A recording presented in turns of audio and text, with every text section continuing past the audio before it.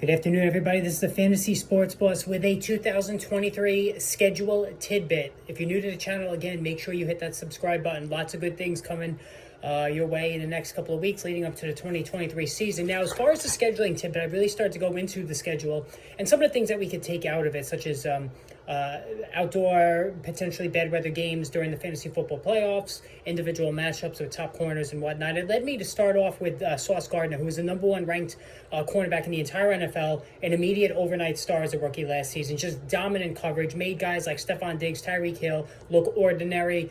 The closest thing I've seen since Revis Island was a thing, ironically, with the same team, with the Jets. And so, you have to look at the playoff weeks if you're interested in certain wide receivers, knowing that Sauce will be on those guys in the playoff weeks, and potentially you're looking at a negative outing. So the first playoff week with a 3-week fantasy football playoff schedule going from week 15, 16, 17. Week 15, the Jets are going to be playing the Miami Dolphins. So that means he's either going to get Tyreek Hill or Jalen Waddle, either one. He went against Hill last season, really pretty much shut him down more than any other cornerback in the NFL last season. Tyreek Hill went off in pretty much every game, but not against the Jets. So that's something to take into consideration if you're going to draft Tyreek Hill at the end of round 1 this season.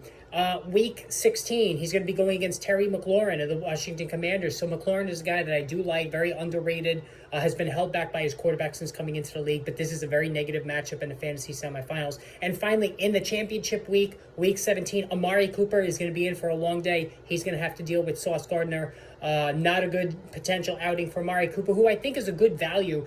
He's becoming like this older veteran, forgotten man, boring veteran player that kind of slips through the cracks, but caught a lot of touchdowns last season and would be the number one target of Deshaun Watson, hopefully a resurgent Deshaun Watson this season.